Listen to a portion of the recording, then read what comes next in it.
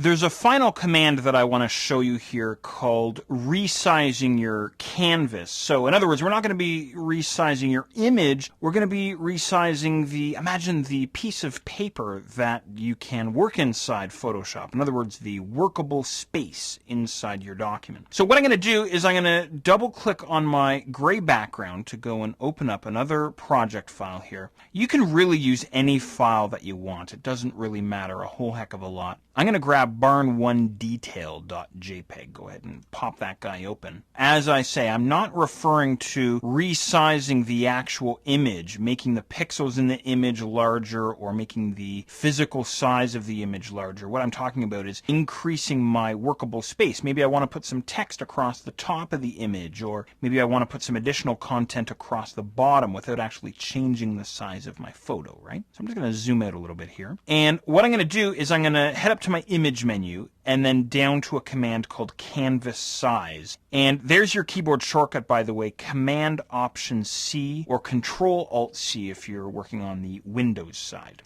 Okay, now inside this dialog box, what we see at the top here is the original dimensions or the current dimensions for the image. And as you can see, this particular image is quite huge, 35.5 inches by 26.5 inches. And in the area beneath that, I can go and set the new size. What I'm going to do is I'm going to crank up the width of this to a ridiculous 40 inches, and I'll increase the height to 30 inches. How's that?